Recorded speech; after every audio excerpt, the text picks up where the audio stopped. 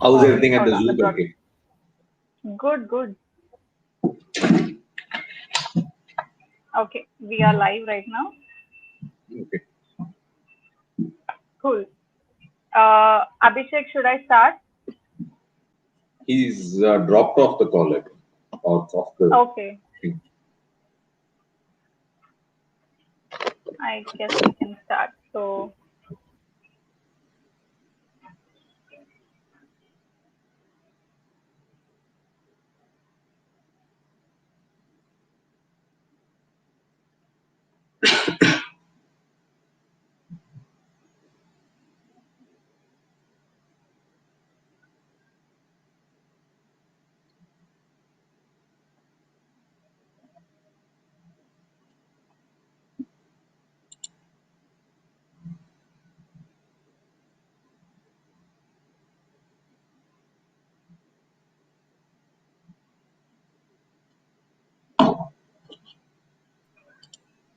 hi.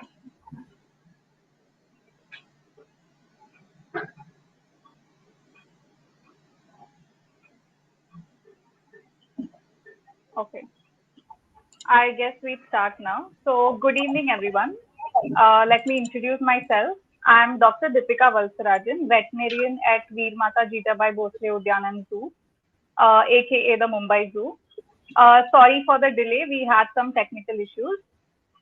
So today we are hosting this webinar on the occasion of World Crocodile Day, which is celebrated every year to create awareness among these misread species. I know a lot of people are scared of crocodiles, but today let's change your point of view about these species. So we'll dive more into these species. We've got an expert speaker today, Mr. Ajay Kartik, who's a herpetologist, and he's been in this field since a long time. He was with Madras Crocodile Bank Trust since 2012 to 2020 as an assistant curator. And this is where he's got to work with a lot of rare and endangered species of reptiles. He's also an invited member of the IUCN SSE Crocodile Specialist Group and has a wide-ranging experience with several species of crocodiles. That's really amazing, Ajay. I'm so glad you could join us today for our webinar. So over to you. No problem. Thank you for having me, and I'd like to apologize to everybody for the delays. There were some unmitigatable technical issues. So I'm just going to share my screen, and in case it doesn't work, if you could let me know, that will be great. Sure. Is this good?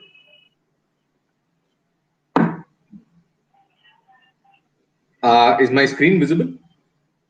Not yet. One second.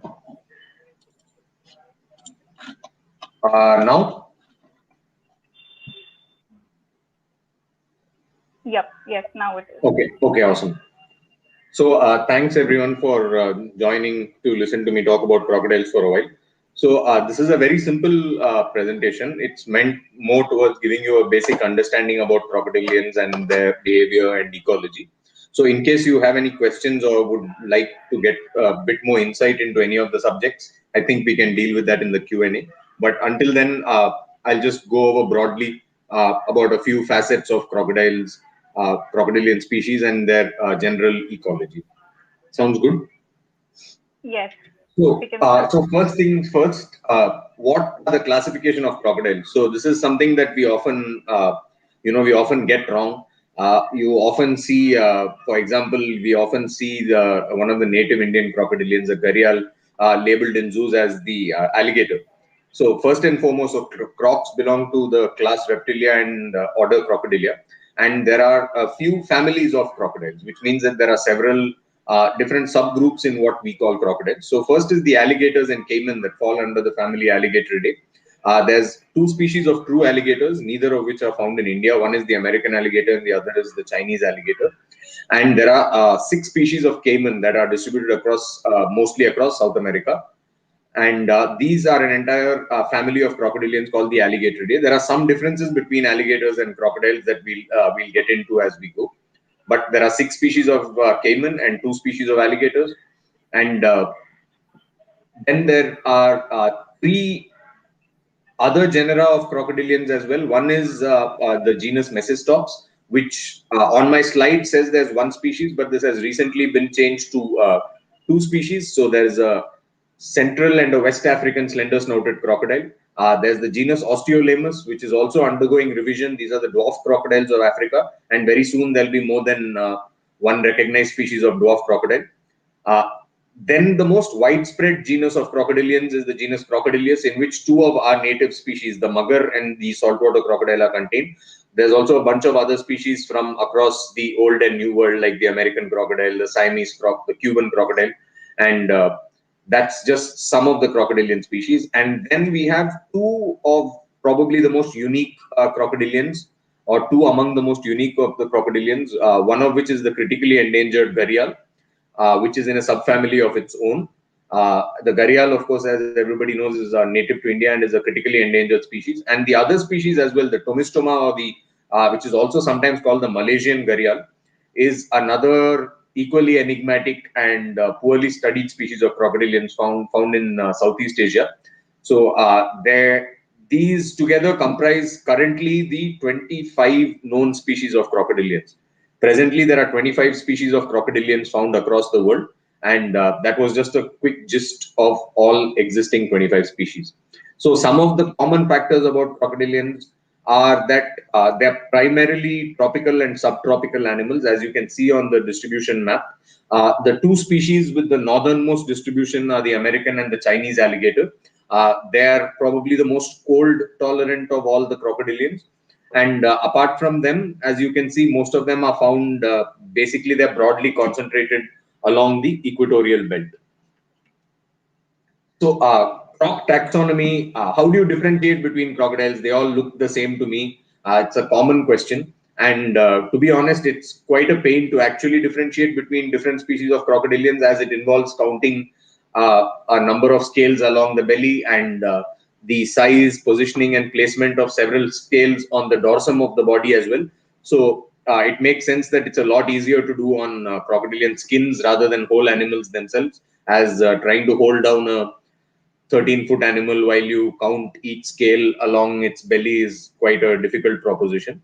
But basically, some aspects of that taxonomy are controlled by the positioning of some of these scales and the shape and arrangement of the scales, like the nuchal scales, the post-occipital scales, and then scales along the flank, which are also called the lateral scutes, and the dorsal scutes.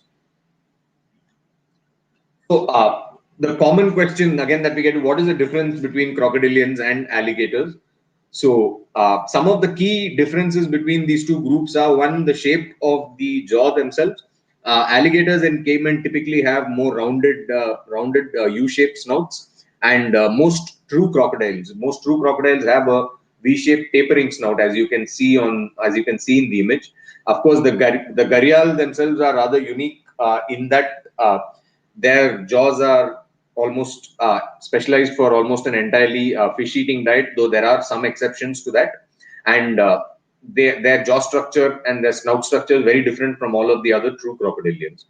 Another key difference, there are other key differences between crocodiles and alligators. We'll go into those as we go along. But if you can look at the first two images on the left, you'll notice that alligators tend to have sort of an overbite, in the sense that you don't see the teeth in an interlocking pattern. Whereas in all true crocodilians, the fourth tooth on the lower jaw tends to stick out, and the teeth interlock in a grid sort of pattern. So that's one of these two: the shape of the snout and how the teeth are placed along the snout themselves are two of the key differences between alligators and crocs. So since we're talking about teeth, so dentition and the jaw structure of crocs are extremely critical for them to hunt, because unlike a lot of other apex predators, crocs are not very adept on land. They're not designed to be hunters on land, but however, they're blessed with several aspects of their morphology allow them to be extremely efficient hunters at the water's edge. So that is the domain of the crocodile, at the water's edge and within the water is where they're at their most efficient. Depending on what species of croc it is, they have between 60 to 100, 110 teeth. And what's special about the crocodilian tooth or the crocodilian's teeth is that none of the teeth are really designed to chew or cut. They're mainly their purpose is to serve as a vice grip and hold on to the prey, that the crocodilians catch. The narrow-snouted species, the primarily piscivorous species like the gharial, the tomistoma, even the African slender-snouted crocodile, have fairly slender and quite sharp teeth in comparison to the size of the body. But typical crocodilians, like the saltwater crocodile in the picture here, tend to have rather thick, heavy-set teeth. And crocodilians tend to go through several thousand teeth in their lifetime. Usually, when one falls off, there's usually another smaller one already growing inside of it. So the top part of the tooth is partially hollow, and there's usually a replacement tooth right underway. The reason that they go through so many teeth is that one, crocodilians exert a huge amount of bite force. So animals like saltwater crocodiles and large Nile crocodiles exert forces well over 3,000 pounds per square inch when they actually clamp their jaw down. And those of you who watched crocodiles on National Geographic or on any of the TV channels or got the chance to see them being fed at a zoo, when they shut their mouth, they shut their mouth so hard that most of them actually make a thump, sort of a jaw clap sound. So crocodiles have a huge amount of bite force, but one of the things that they sacrifice to be able to get this bite force so strong is that the jaws don't really open with the same amount of force. So as funny as it is, a large crocodile like the 15, 16-foot saltwater crocodile in the picture, to hold their mouth shut, all you need is about 5-6 rolls of electrical tape or some heavy duty rubber bands, and they can't open their mouth after that because the muscles that close the jaw are so dominant that the muscles that open the jaw are fairly underdeveloped, and they don't exert anywhere near the same force. One can actually hold a crocodilian's mouth shut with just their hands, though the crocodile can quite easily break free of the grip of your hands. If the crocodile was tied up, just the force of an adult human being holding the jaws of an average sized crocodile together would make it almost difficult for the animal to open its mouth. So I was just saying about how they're really, really well equipped to be efficient hunters at the water's edge, and how their sense organs are located has a lot to do with that. So the animal that's pictured, you can see that's a mugger or a marsh crocodile, one of the 3 species that's native to India. So all their key sense organs, which is the ears, eyes, and the nostrils, they're located along one plane on top of the skull. This means that a crocodile can be entirely almost submerged, exposing a very small part of the body, maybe exposing 50 to 60 centimeters of its body outside of the water, and it will still be able to see, smell, and hear very efficiently. And in a natural setting, just exposed head of a crocodile to a unsuspecting prey animal like cattle or like a deer or something smaller, it would just look like a log, or it would look like debris in the water. Crocs also have their eyes very close together. There's hardly 2 to 3 inches of space between the eyes, even in a massive 5-meter croc, and the eyes are oriented towards the front of the skull. That gives them fairly good binocular vision, and they also have a continuous auditory canal between their eardrums. This allows them to pinpoint the location of prey conspecifics, and they have arguably the most specialized hearing system among all reptiles. They can hear quite a wide range of noises, and they also produce quite a wide range of noises actually, but we'll go into that a little bit later. In the drawing, what you can see the eyes, of course, in the image, and this what's marked with the red pointer on the right hand side, that's the opening of that's the ear flap that's open, and the nostrils are located right towards the tip of the snout and right on top of the snout. So the nostril is actually covered by a fleshy valve, and the ear also has a fleshy flap. Basically, this allows them to lead a sort of semi-aquatic lifestyle without taking in too much water through the nostrils or through the ear cavity. So another thing that helps crocodiles navigate this semi-aquatic lifestyle, or this almost entirely aquatic lifestyle, is what is popularly called the third eyelid, or the nictitating membrane. So crocs actually have 2 sets of eyelids, so to speak, one that closes up and down normally, and the nictitating membrane, which you can see in this wonderful photo. The nictitating membrane goes from side to side. Now, they're often described as sort of like swimming goggles, but that's actually not entirely true. Crocs have, in murky water, they don't have particularly great eyesight, very similar to us. The nictitating membrane doesn't provide them with underwater vision per se, but it helps keeps their eyes protected from dissolved debris in the water. from when they're capturing their prey and things like that. It doesn't give them clear viewing underwater at all. Crocs really are almost blind in murky water, just as blind as we would be. Another adaptation to their lifestyle is a fleshy valve they have at the back of the throat, which is called the palatal valve. Now, in this particular mugger crocodile, the palatal valve is actually open and you can actually see into the back of the throat.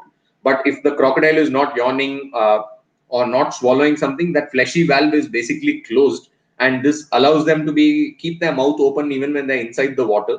Because without the palatal valve, water would actually enter the stomach and the lungs, and the animal would eventually drown. So the palatal valve basically serves the function of uh, allowing them to control when the back of the throat is exposed, particularly when they're in the water. Another thing that most people think crocs don't have, but they actually have, is the tongue. Crocs have quite a fleshy tongue, but unlike human beings, bovines, and a lot of other mammals, the tongue is attached along the length of the lower jaw on either side. So they can't stick their tongue out per se. And the tongue in true crocodilians and in alligators contain these things called lingual glands. And these lingual glands, crocs basically use to excrete excess salt from the body. Lingual glands are much better developed in true crocodiles than in alligators and caiman, which makes true crocodiles a lot more salt tolerant than alligators and caiman. And the same is true between juveniles and adult crocodiles. The lingual glands are very poorly developed in baby crocs. So baby crocs can't really tolerate salt water to the same degree that large adults can. And for this reason, even the mugger crocodile, which is also called in some parts of the country the freshwater crocodile, is known to live in quite saline habitats. Actually, in places like Goa, they are found in brackish water as well. So it doesn't mean that saltwater crocodiles need salt water, and freshwater crocodiles need only fresh water. They can manage, though alligators and caiman are not as salt tolerant as the true crocodilians. Another key weapon in the crocodilian arsenal is actually these dermal pressure receptors or dome pressure receptors. This is actually a close-up of a large Nile crocodile's snout, and you can see on each of the scales or scutes, you can see a bunch of these black dots. Every scale along the jaw in alligators and caiman, and every scale on the body of true crocodilians, has a handful of these dermal or dome pressure receptors. So this basically helps them pick up vibrations in the water, helps them detect pressure changes in the water, and this, along with their fairly good hearing, helps them pinpoint the exact location of the classical scene that you see in all the nature documentaries of the poor gazelle drinking at the water's edge. And you can't even see the croc, but the croc knows exactly where its prey item is, and these pressure receptors have a huge role to play in that. It helps them pinpoint the location of the prey along with their previous their visual recce, and then the hearing of the sounds as well. So crocs, people often joke that crocs are almost bulletproof. While that's not entirely true, they are very heavily armored. So crocs have these bony plates that you can see on the right. These are called osteoderms. So under each of those triangles that are marked on the image is of a critically endangered Cuban crocodile. There are these overlapping bony plates that are present on the back and the dorsum of most crocodile species. Some of the smaller dwarf crocodilians also have osteoderms even on the belly. So there are two main functions these osteoderms play. So one is that they are basically overlapping pieces of bone, which makes crocodiles quite resistant to a lot of superficial damage. They can take quite a beating, be it from conspecifics or fights with other animals, because these plates overlap and don't allow for access to the critical vital organs that are underneath. And the other thing is that if you look at the image of these osteoderms, you'll see that there's a lot of pitting on the osteoderms, a lot of little depressions. Each of those depressions also contains a network of blood vessels. So it basically makes each osteoderm like a mini solar panel. So for a big crocodile to be able to thermoregulate or bask, they don't necessarily need to even climb out of the water and get onto land. They can just expose their back above the surface of the water, and the blood vessels in the osteoderms, the blood warms up there, and then that blood can be recirculated to the rest of the body. they're able to do this whole recirculation thing because crocs have the most advanced circulatory system of all reptilians. They have a four-chambered heart, which is unique to crocodiles. No other reptiles have four-chambered hearts. And they have a passage above the left ventricle called the foramen of Panizza, which allows them to mix oxygenated and deoxygenated blood outside of the ventricles. This basically helps them to dive and hold their breath underwater for much longer. And because they have such a advanced circulatory system, crocs are also known to cut off blood flow to injured organs. Basically, it helps them speed up the healing and reduce the loss of blood. Now, looking at the digits, so these pictures are of a gharial, but this is true for all crocodilian species. So crocs have 5 digits on the forelimb, and there's no webbing among the digits of the forelimb, and they have 4 digits on the hind limb. The digits on the hind limb are webbed. If you can look at the picture, you'll actually, this is of a younger animal, but you'll see that three of the digits on the forelimb and 3 of the digits on the hind limb actually have fingernails. And in larger crocs, the fingernails are actually quite impressive. I've personally seen mugger with fingernails that are 8-10 centimeters long at the very least. And this basically helps them dig, because one of the key things that they do for both nesting to be able to create wallows for themselves is dig a lot. So these nails facilitate that. And the other 2 digits are fairly weak when compared to the first 3 digits of the forelimb. And the case is sort of similar with the last digit on the hind limb as well. They're believed to be more sensory in nature than actually functional as digits. So what are some of the key aspects of crocodile behavior apart from attacking wildebeest when they're crossing the Mara River? So crocs are actually a fairly complex animal, and we'll split their behavior into 3 large groups. So one would be maintenance behaviors. Maintenance behaviors are daily activities that are associated with thermoregulation, osmoregulation, predation responses, anti-predator responses, and feeding. So these are behaviors the animal does to maintain itself. Social behavior is communication between individuals of the same species, sometimes communications with individuals of different species. Crocs achieve this by a combination of visual, tactile signals. They also use quite a lot of chemical signals to be able to achieve these communicative behaviors. And then, of course, reproductive behaviors. Crocs, contrary to popular belief, are actually extremely good parents, but reproductive behaviors, of course, start right from courtship, when males and females in an ecosystem interact together, eventually mating, nesting, and post-hatching care. So typically, crocodilians tend to care for their babies, depending on the species, for up to a couple of years after birth. In the picture on the right, you can see actually a very iconic scene from the River Chambal. So gharial are extremely good parents, and their males can be seen nurturing creches of about 500, 600 babies at a time. Several hundred babies tend to be protected by one male that patrols the river stretch.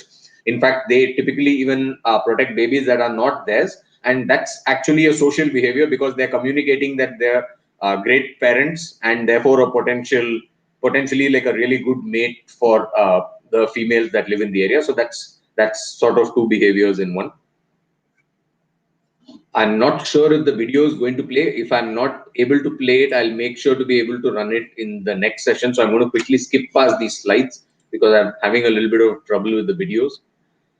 So this is a still photo, and in this you can quite clearly see, 2 very distinct behaviors from these 2 crocodilians that are closer to the camera. The animal closest to the camera has its head raised up backwards, and that is a typical submissive gesture in crocodilians. And the animal that's second closest to the camera is the large dominant animal in the interaction. You can see by the way it's standing up quite high off the ground. It has its body puffed up and it has its jaws slightly agape. So that's a sign of dominance or a sign of aggression. So these are some of the subtle visual cues that crocs use to communicate with each other. So the croc in the foreground, for example, is exposing its fleshy throat and the fleshy underbelly, and saying that I submit. It doesn't want to engage in an argument, so to speak, with the larger animal just behind it.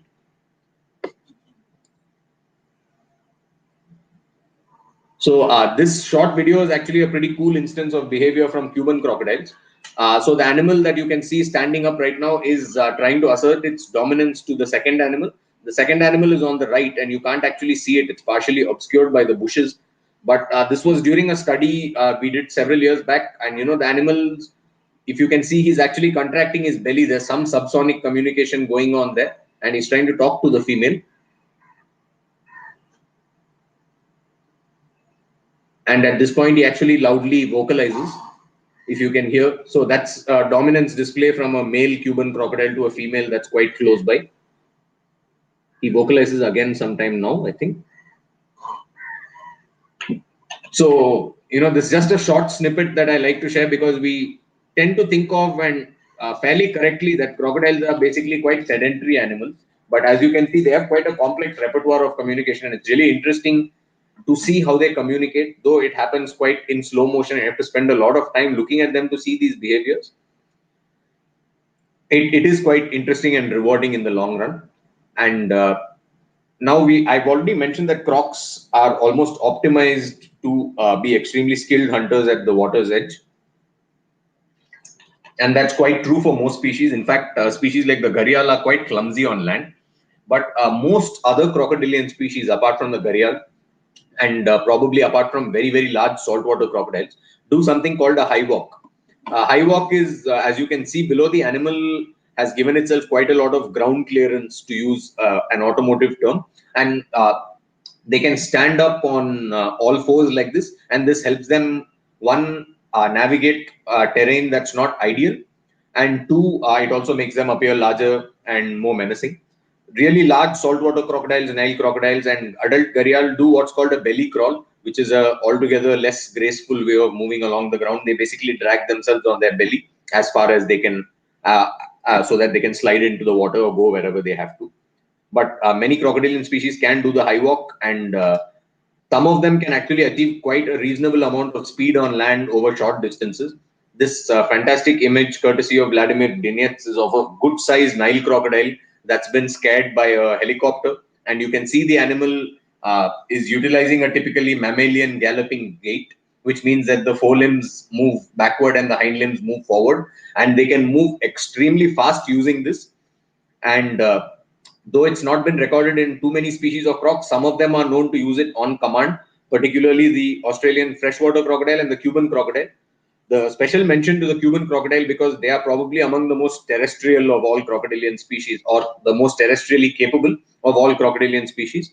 Though, since we don't spend a lot of time looking at them, we tend to think that they're not very clumsy, that they're very clumsy on land, though in a lot of cases that's not entirely true. They can be surprisingly agile over short distances when they have to, while moving on land. So, thermoregulation in crocodilians, I'm going to quickly just touch on this. Everybody knows, or everybody should know, that crocodilians are basically poikilotherms, which means that they regulate their body temperature using external means. Unlike mammalians, they can't regulate their body temperatures by themselves. So these charts actually just indicate, one, the optimum body temperature that crocodilians like to maintain. Now, on the chart on the left, you can see that in the summer, regardless of body mass of the animal, they try and stay at around 30 to 31, 32 degrees Celsius. That's kind of a comfortable temperature band for them. That's their preferred optimum temperature zone. And you can see that in the winter as well, they maintain a much lower body temperature, albeit with a much higher amplitude. They tend to prefer being able to maintain a constant body temperature, and they achieve this primarily by basking in the sun. So in the summer, as you can see, the body temperature fluctuates, particularly in most animals, regardless of their size. And in the winter, there's a huge amount of fluctuation in the body temperature. That's because it takes them a greater amount of time to get warmed up to that preferred optimum temperature zone of around 30 to 32 degrees Celsius. So one thing that everybody knows about crocs is that they're almost indiscriminate predators, and they tend to eat anything they can fit into their mouth, and that's largely true for a lot of species. Crocodilians are excellent ambush predators, and they also have a marked ontogenic shift in prey preferences. That's because, for example, a hatchling saltwater crocodile increases in mass by over 1,000 times almost once they grow to an adult size. And that means that when they're small, when they're hatchlings, they tend to prefer prey like small fish, insects, invertebrates, etc. And as they move on to becoming adults, they are able to consume larger and larger prey. For big species like saltwater crocodile, large prey would be something like a horse or like a dairy cattle. Both of which, they from time to time large saltwater crocodiles do take down in Australia. This particular photo is of an American crocodile who's grabbed onto an unfortunate sea turtle. Uh, though they may not necessarily be able to swallow the sea turtle whole, they do have a tremendous bite force, and they will be able to break up things like turtles into pieces. Another thing that crocodilians, of course, do are two aspects of their behavior in terms of feeding that they do. One is picking up the prey, and they tend to do something called they pick up prey and then shake their head violently from side to side. This helps them break off pieces that are big enough to swallow. And because they don't really have teeth that can saw off pieces or hands that they can use to hold the prey down. And another thing that's altogether more well known as part of a crocodilian's feeding repertoire is something called a death roll, which is when they hold on to a piece of a very large prey item and then spin their body in the water. This also basically helps them break down the prey into more manageable bite-sized pieces. But that being said, crocs do a lot of interesting stuff when they're feeding. We generally don't tend to notice it. And despite them being able to eat a bunch of stuff like turtles and hard bony pieces of meat, they have an extremely acidic stomach. So this helps them digest their food, though it takes quite a long time. But in croc poo or in croc fecal matter, you'll hardly see anything apart from few hairs and hooves actually when they're given large prey items. Like if a croc ate something like a goat, there might be a few hairs in the fecal matter and their hooves might be there. But apart from that, bones, everything else, they're typically able to digest quite effectively. And crocs are also well known for having a lot of interesting feeding behaviors. Now, this is not something that often gets highlighted, but crocs do possess quite a lot of interesting behaviors in terms of feeding. I'm going to see if I'm able to play this video. This is a very interesting video of some caiman that have picked up a method of dive bombing fish. If I'm not able to play it now, I'll try and play it during the Q&A. You'll have to forgive me for these small technical snafus. I'm not particularly good with all this streaming stuff, but I will try and play this video later because I'm not able to get it to play right now. Or I'll send you the link and you can check it out yourself. Now, going really quickly into the reproductive behaviors. Now, males have to advertise their presence in the area, and they do that by making a series of subsonic noises, by a series of body postures. This is an male alligator actually bellowing, and in this they basically raise their head and tail out of the water and then emit a really deep bellow. In the case of alligators and large saltwater crocodiles and others like that, the bellows of such a low frequency that it actually makes the water vibrate on their back. As you can see, it makes the water dance on their back. And it also serves as sort of a clarion call to the females, as this guy's bellow has already attracted a pair of curious females to the area. Now, courtship is fairly elaborate and it involves a lot of tactile contact in crocodilians. So here, this is a pair of muggers that are courting each other. There's a lot of posturing. They swim around each other, and eventually the male mounts the female. Now, this is a fairly graphic image of how copulation actually takes place in crocodilians. Mating usually happens underwater, though we see them mate on land, particularly in captivity. So once mating takes place in crocodilians and the female has been mated with successfully, the next thing that happens is the eggs start to develop. So after about 40 to 60 days post mating, females tend to start looking for an oviposition site or an egg-laying site. So for those of you that don't know, there are two broad nesting methodologies in crocodilians. Typically, the riverine species like Nile crocs and saltwater Nile crocs and mugger crocs, gharial, etc., tend to dig a hole high up on sandbanks. They make hole nests, and some of the more swamp-dwelling species like alligators and saltwater crocodiles make what you can see in the picture here. They make a big pile of vegetation and sand. It's called a mound nest. And typically, a lot of mound nesters, particularly saltwater crocodiles, also dig a wallow around their nest. Now, in this picture, it's not particularly clear, but if you look where my mouse cursor is pointing, you can see the tail of a croc. So this crescent of water around the nest is actually a wallow she's dug for herself. So the female doesn't have to go too far away from the nest to be able to thermoregulate. And this is a picture of a whole nest. This is a mugger laying eggs in a whole nest. So basically, this is very similar mode of nesting to what sea turtles employ, for example. And the main reason crocs do something like build a wallow near their nest is actually because they are fiercely protective of their eggs. They're extremely good parents even before the hatchlings come out, and they're quite defensive of the nesting area, both from other female crocodilians and other predators like jackal, monitor lizards, mongoose, so on and so forth. Of course, eggs are a wonderful source of protein in nature, and there's lots of animals that won't pass up the opportunity to dig up and eat up a crocodile nest. So the females tend to be quite protective of the area they've laid eggs in. Another interesting thing about crocs that is fairly common knowledge as far as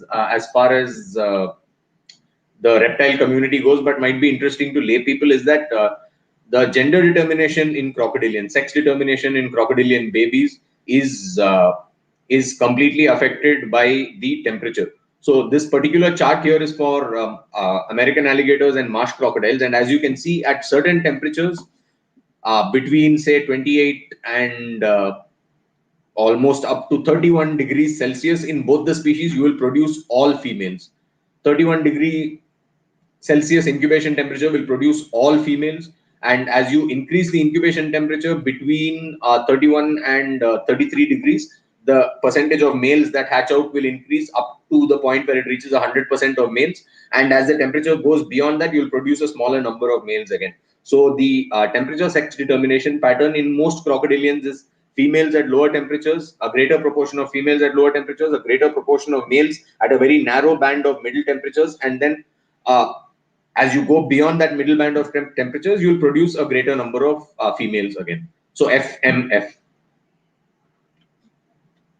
And depending on the ambient temperature, of course, once the eggs have been laid, the babies are ready to hatch out in between 60 to 100 days. At higher temperatures, the hatchlings come out quicker, and at lower temperatures, it takes a little bit longer. And parental care in crocodilians just doesn't extend to just taking care of the net. It goes well beyond taking care of the nest. And the hatchlings are fully formed after they're ready to hatch, and they vocalize from within the egg. They make like a noise from within the egg. It's sort of like, and they call out to the parents.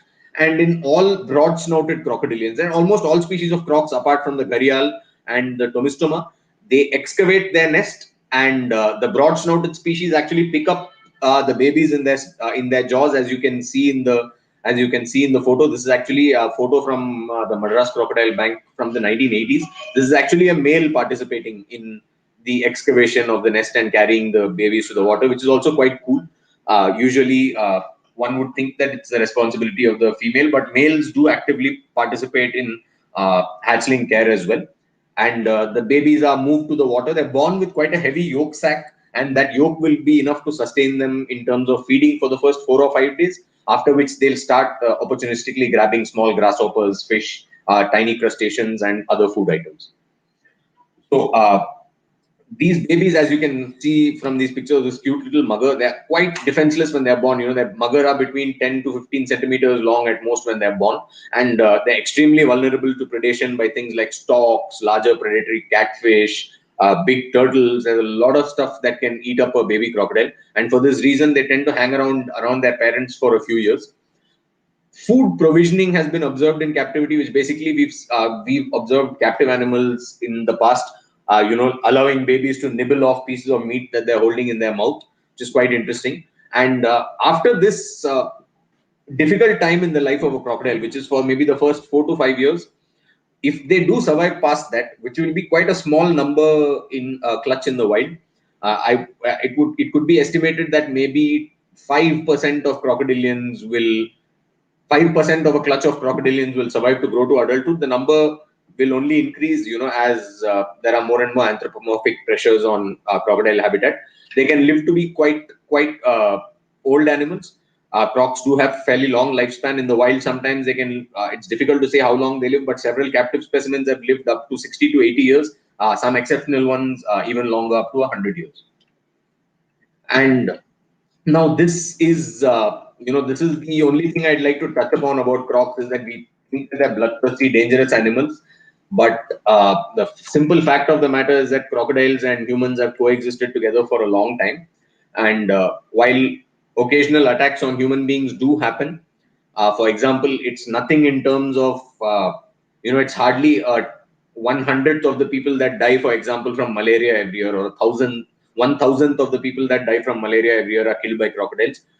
Human crocodile interactions are something that are studied across the world, particularly in certain lower income areas and rural areas where people are very dependent on water bodies that surround them for their day-to-day existence, for washing clothes, for bathing in, for washing their vessels in.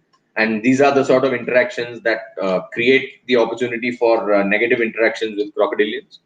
Though these are few and far in between, and crocodiles do not go out of their way to attack people in most parts of India, particularly where the mugger crocodile is prevalent. The muggers are generally a fairly,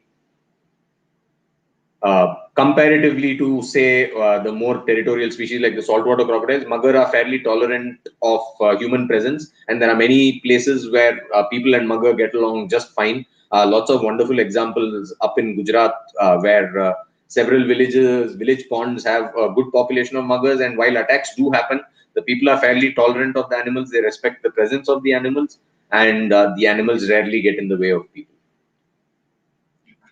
So, thank you very much for listening so patiently. That's basically the end of my talk. And of course, I think at this point, if you have any questions, I'll be more than happy to answer.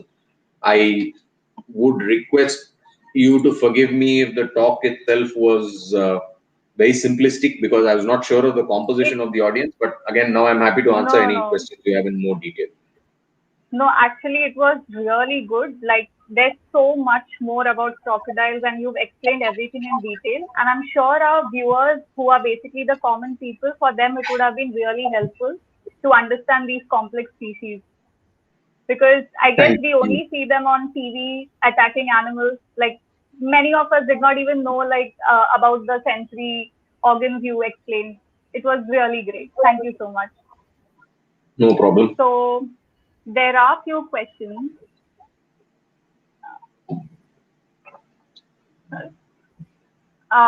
So the first question is by Omkar. He's asking, do they have taste buds? That's actually a pretty good question, and to be honest, I will have to check on that. Though they are pretty indiscriminate with what they eat, and I can tell you this much, Omkar: in captivity, animals that are used to eating a certain kind of food often refuse if you quickly change their diet. Like if an animal is used to eating meat all the time and you give it fish, sometimes it doesn't seem palatable to them. So I'm going to go ahead and guess that yes, they do have rudimentary taste buds at the very least, but don't take my word for it. I'll have to check on that and get back to you. Okay. Do they show cannibalism? Yes, unfortunately. Not unfortunately. They don't eat their own offspring. It's people used to think that crocs gobble up their own babies, but that's really counterproductive. Though it's been observed that bigger crocs will oftentimes eat up smaller crocs. It's been seen in the wild in alligators. Saltwater crocs will eat freshwater crocs, which are a somewhat sympatric but much smaller species. So they will eat other crocs. They're indiscriminate predators like that, but they don't eat up their own offspring, which sort of defeats the whole purpose of having babies if you're going to eat your own. Mm-hmm. But they will eat other crocodilians for sure. And maybe another dominant male in the vicinity could eat the Absolutely. baby. Dominant males will, Yeah. particularly in some of the more territorial species like saltwater crocodiles, they will fight to the death.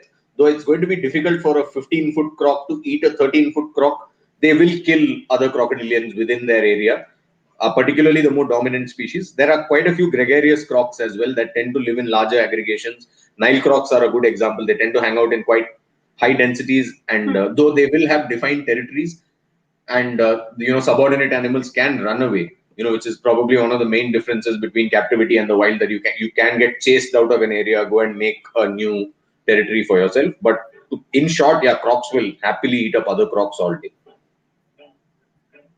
Okay. Apart from the morphology, what are the differences in alligator, crocodile, and gharial? anything, Okay. probably, I guess, prey preference or Apart from any the other? morphology, I mean, broadly speaking, alligators and crocs are fairly similar. One is that alligators are morphologically completely different. The distribution of alligators is different. There's only one small point in the world where you can find both alligators and crocs together. So that's in a few areas of Florida where you can find the American alligator that coexists with the American crocodile in some habitats. But they're basically spread apart by geography. So alligators and caiman are all, apart from the Chinese alligator, which is sort of a relic and is found in the old world. Alligators and caiman are New World species, which means you find them only in the Americas. And true crocodilians are found both in the New and the Old World, which is Asia. The New World is Americas and the Old World is Africa and Asia. Okay. And okay, Gupta sir says very informative presentation. Thank you, sir. Yeah, it was indeed quite insightful, you know, like a lot of details. And I have few questions for you. I've seen you train crocodiles in captivity at MCBT. So could you tell us like how difficult or easy it is to train a reptile? Because mammals are fine, but something like a crocodile, how do you train them? All reptiles, to be honest, are trainable to various degrees. Some of the drawbacks with training reptiles is that one, the food drive is not as strong maybe as mammals. So, and they don't eat a huge amount of food. Like a 200-kilo crocodile is quite happy consuming maybe 2 kilos or 3 kilos of meat or food, whatever food is you choose to provision in a week. So, getting them to participate in the training has to be well planned out, because you can't overfeed them. They'll just lose interest in food after a point. So it has to be constant, novel stimuli. But that being said, they're incredibly smart animals. Crocodilians, monitor lizards, they're very trainable, and you can get them to do a lot of things. Like currently in the modern zoological context, I think all zoos in the future or going forward, any institutions holding animals in captivity, they want the animal to be able to participate in its own healthcare. You don't have to necessarily always put a tiger in a squeeze cage or tranquilize it to be able to give it an injection and things like that. And there's a lot of functional husbandry training that you can do with crocs that that basically makes it easier to examine them. It makes it easier for you to shift the animal from place to place. And the smallest component of training is probably also for education and entertainment, because it's cool for a visitor to see that, oh wow, I thought ye to patthar jaise aise hi pada tha. The guy is calling it and it comes over and stays in one place. That's good. That's something nice for people to, it gives them a good takeaway. But crocs are very trainable.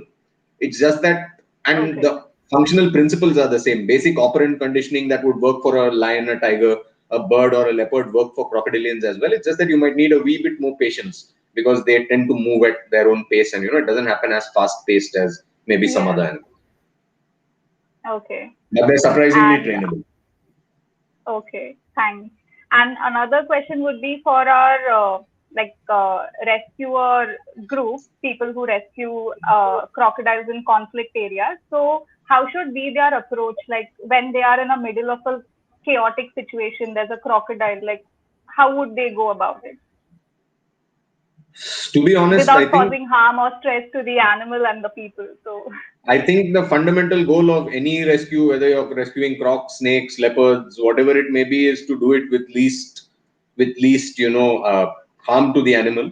That being said, crocs, because of most of crocs' physical activity is anaerobic, which means that they breathe post the activity itself. So they're not breathing very heavily. This is also a reason why they tire out very quickly. So particularly in the crocodilian context, if the rescues are drawn out over a long time and the animal has to struggle a lot, what happens is that a substantial amount of lactic acid builds up in the blood itself, and they can basically die of lactic acidosis. So the capture process itself has to be quick and efficient. Of course, I can't explain in detail how exactly to go about catching a crocodile out of a nalla right now, but it has to be quick and efficient. And from the moment you noose the animal, or when you have the first contact with the animal, the priority should be to get it into a closed container as soon as possible, because when they can't see much around them, it sort of calms them down. And the idea should be to do it as quickly and as efficiently as possible with least stress to the animal, particularly with this with the context of the lactic acid buildup in mind, big crocs can die from just capture myopathy. One of the from the stress of capture, large crocodilians have been known to die. And particularly in the rescue context, you don't know what happens. You catch it, you go leave it in some talab somewhere. The animal might just end up dying in the next few hours. You don't know. You think you've done your job, by moving the animal out of a conflict situation. But great care has to be taken. This is true for all wildlife. But lactic acidosis is that one point I'd like to touch on as far as crocodilians specifically go. Okay. Yeah, I think that's really helpful for the rescues. Anyway, there's another question. In captivity, how crocodiles can be kept active? Yeah. We always tend to think that the animals are bored in captivity. So, especially crocodiles, since they're just lying like rocks. So my personal point of view, it may not be something everybody agrees with, is that I think 90% of crocodiles in captivity are fed far too much. They're overfed and they're quite happy to just sit around the whole day. That being said, it's also the natural instinct of the animal to not be frenetically active. Trying to get a crocodile to display the same level of activity as, say, a large carnivore is not fair, because they're built completely differently. But that being said, a streamlined dietary plan, not overfeeding them to the point of where they're like balloons. Keep giving them some amount of enrichment in terms of enclosures with undulations, enclosures with terrains, trying not to maintain them individually, because there's quite a lot of social interaction that goes on between crocs. So, if you have a healthy social mix, the animals will interact, and if the enclosure has varied terrains for them to move around in. And of course, as you already know, I'm a big fan of operant conditioning. So condition the animals, when they get to work with the keepers, and, the keepers can move the animals around, call them over here and there. It gives you plenty of options in terms of how you can exercise the animals. So most of the training that I've personally done in my 8, 9, 10 years of working with crocs has not been to feed them, but rather just to get them stimulated, to get them a little bit of activities. Okay. So enrichment activities. Questions being asked are by Abhishek. Yeah, he's a biologist at the Mumbai Zoo. So he's more interested in the enrichment activities for the crocs. So like for juvenile crocs, for example, provisioning live fish. So while staying within the laws of the land, I'm sure it's still okay to feed live invertebrates to crocs. Having them gives them a good amount of stimulation, something to chase around in the enclosures. Things like pulleys, getting them to jump for their food if your enclosure dimensions and so on and so forth allow for it. That's pretty fun for them as well. Moving water is something that we don't often think of, but recently there's been a couple of these cool videos from a crocodile park of a croc actually going down like a water slide, like a happy sliding kid. Down, yes. So water, they like to interact with flowing water, they like to interact with moving water, so that's something that interests them a lot. That in combination with a nice varied environment, perches that are above. Perches is not really the right word, but since they don't perch, but places where they can lie and dive into water, not from a huge height, but the animal having the option of dropping into a healthy depth of water from 3 or 4 feet. That's interesting to them. And apart from that, operant conditioning all the way. You can do wonderful things with crocs actually if you're working on conditioning behaviors in them, and that's something I would strongly encourage with with the right know-how. That's really enriching for the crocs as well as the zoo visitors and all that, because it's really eye-opening for them to see a perceived अरे वो तो मगरमच्छ ऐसे ही मुंह खोल के पड़ा रहता है. That's the general attitude that people have with crocs, and getting to work with them and getting to see staff work with them really changes perspective. And personally speaking, for me, I realized I would enjoy working in a zoo, because when I was a kid, I used to go to the zoo and I used to see keepers, taking the elephants around, and I was like, that guy is hand feeding a hippopotamus. This is incredibly cool, and this is something I would like to do.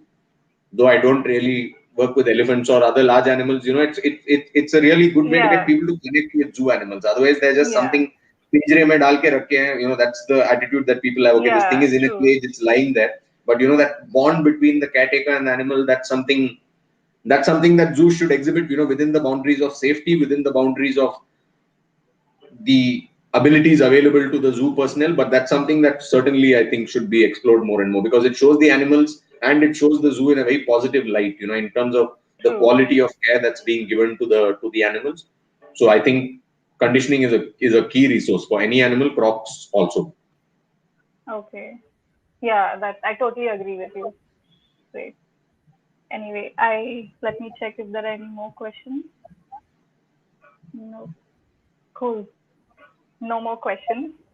Okay, I'm I sure thought I'll see. people who have just joined, you all can still go back and watch the entire video. It's quite informative. I'm sure you'll change your perspective about crocodiles after watching this. And thank you so much, Ajay, for joining us. It Thanks was for having really me. great to have you. Yeah, thanks for having me, and I'm happy to have done my small part Yes. in We could have on-world more such crocodile. sessions in the future. Maybe a different species of reptiles, considering your experience with different Considering species. my very So, limited experience and my very niche knowledge. But no, thank you so much. Anytime you think I can do something, I'll be more than happy to. And if any of you need to get in touch with me, I think my Instagram you handle could is drop somewhere in on your there, email. Okay. or the Mumbai Zoo will drop in my email. And if you have any questions or anything I've left unanswered, please feel free to find me and harass Sure. me on social media. That's good. Always Thank you happy to so much. answer Thank any you so much. questions. Yeah. Okay. Thank you so Okay. much for Thank you, having me. everyone, for watching. And we could end the session. Thank you. Bye. Thank you.